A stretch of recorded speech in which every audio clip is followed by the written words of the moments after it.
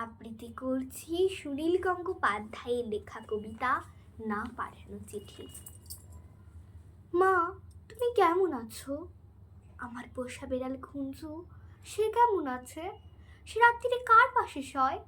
দুপুরে যেন আলি সাহেবদের বাগানে না যায়। মা, চিংড়ি মাছের ফুল এসেছে।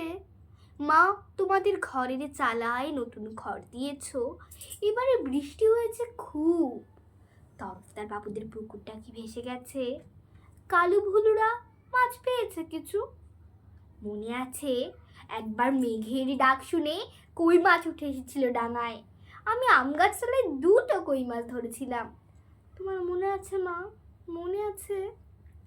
আলি সাহেবের বাগানে সেই নারকোল চুরি করে আনিনি, মাটিতে পড়েছিল, কেউ দেখেনি। নারকোল বড়ায় সেই স্বাদ এখনো মুখে লেগে আছে। আলি সাহেবের ভাই মিজান আমাকে খুব আদর করত। বাবা একদিন দেখতে পেয়ে চেলা কাঠ দিয়ে পিটিয়েছিল আমাকে। আমার পিছে এখনো সেই দাগ লেগে আছে। সেই দাগটায় হাত বুলিয়ে বাবার কথা মনে পড়ে। বাবার জন্য আমার খুব কষ্ট হয়। আমি ভালো আছি, খুব ভালো আছি। হ্যাঁ, ভালো কথা, দাদা কোনো কাজ পেয়েছে? নুপু বাবু যে বলেছিল বহরমপুরে নিয়ে যাবে, দাদাকে বলো। ওর উপরে আমি রাগ করিনি। রাগ পুষে রাখলে মানুষের বড় কষ্ট। আমার শরীরে আর এক ফোঁটাও রাগ নেই। আমি আর একটুও কাঁদি না মা। মা, আমি রোজ দোকানের খাবার খাই। হোটেল থেকে দুবেলা আমার খাবার এনে দেয়। মাংস মুখে দিয়েই তুলির কথা, কালু ভুলুর কথা মনে পড়ে। হোটেলে কিন্তু কখনো শাক রান্না হয় না। পুকুর পাড় থেকে তুলে আনতাম আমি আর তুলি সেই কলমি শাক। কি ভালো, কি ভালো! বিনা পয়সায় কোনোদিনই আর কলমি শাক খাওয়া আমার ভাগ্যে জুটবে না। এই ভাদ্র মাসে তাল পাকে, ঠিপ ঠিপ করে তাল পড়ে। বাড়ির তাল গাছ দুটো আছে তো। কালু তালের বড়া বড় ভালোবাসে, ওকে একদিন বানিয়ে দিও। তেলের খুব দাম জানি, তবুও একদিন দিও। আমাকে বিক্রি করে দিয়ে 6,000 টাকা পেয়েছিলে, তারই একটা গরু কেনা হয়েছে তো। সেই গরুটা ভালো দুধ দেয়। আমার মতো মেরেছে, গরুও অনেক ভালো।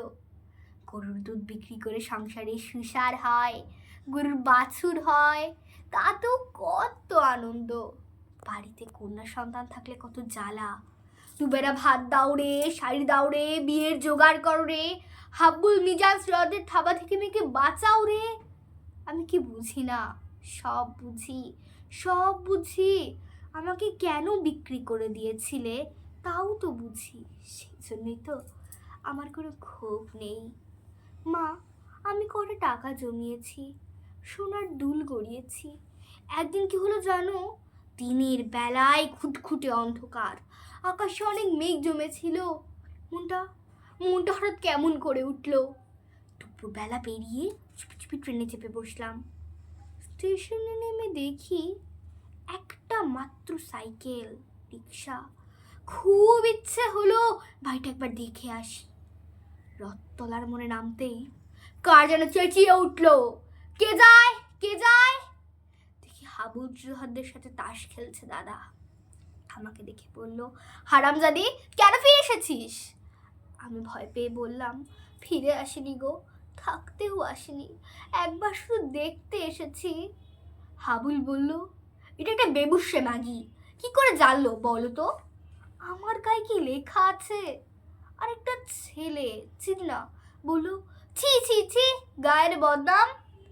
আমি বললাম, দাদা, আমি মায়ের জন্য কটা টাকা এনেছি আর তুলির জন্য। দাদা টেনে এক চর কষালো আমার গালে। আমাকে বিক্রির টাকা, হকের টাকা, আর আমার রোজগারের টাকা, নোংরা টাকা। দাদা সে টাকা ছোবে না, ছিনিয়ে নিল শ্রীধর। আমাকে ওরা দূর দূর করে তাড়িয়ে দিল। আমি তাও দাদার উপর রাগ করিনি, দাদা তো ঠিকই করেছে। আমি তো আর দাদার বোন নই, তুলির দিদি নই, তোমার মেয়ে নই। মা, আমি তোমার মেয়ে নই, কিন্তু তুমি আমার মা। তোমার আরও ছেলে মেয়ে আছে, কিন্তু আমি আর মা পাবো কোথায়? সেই জন্যই তোমাকে চিঠি লিখছি। মা, তুমি দয়া করে বাবাকে বুঝিয়ে বলো, তুলি কেউ যেন আমার মতো সুখের জীবন না পাঠায়। যেমন করে হোক তুলির একটা বিয়ে দিও, একটা ঘর সংসার, একটা নিজের মানুষ। আর যদি কোনো রকমেই ওর বিয়ে দিতে না পারো, ওকে বলো গলায় দড়ি দিয়ে মরতে। মরে গেলেও ও বেঁচে যাবে মা। না না না, একে অলক্ষণে কথা বলছি আমি। না না, তুলি বেঁচে থাকুক, সবাই বেঁচে থাকুক, তুলির বিয়ে যদি না হয় না হোক। হে ভগবান, গরিবের বাড়ির মেয়ের কি বিয়ে না হলে বাঁচতে পারে না? বিয়ে না হলেই গ্রামের সবাই তাকে ঠকরাবে। দুই পায়ে জোর হলে তুলি কোথাও চলে যাক, মাঠ পেরিয়ে, জেলা পেরিয়ে, জঙ্গল পেরিয়ে, আরো দূরে, আরো দূরে। এমন জায়গা নিশ্চয়ই কোথাও আছে যেখানে মানুষেরা মানুষের মতন আছড়ে দেয় না, কামড়ে দেয় না, গায়ে ছ্যাঁকা দেয় না, লাথি মারে না। তুলি তুলি সেইখানে চলে যাক। এমন জায়গা নিশ্চয়ই কোথাও আছে যেখানে মেয়েরা শুধু মেয়ে না, মানুষের মতন বাঁচতে পারে। যেখানে মেয়েরা শুধু মেয়ে না, মানুষের মতন বাঁচতে পারে।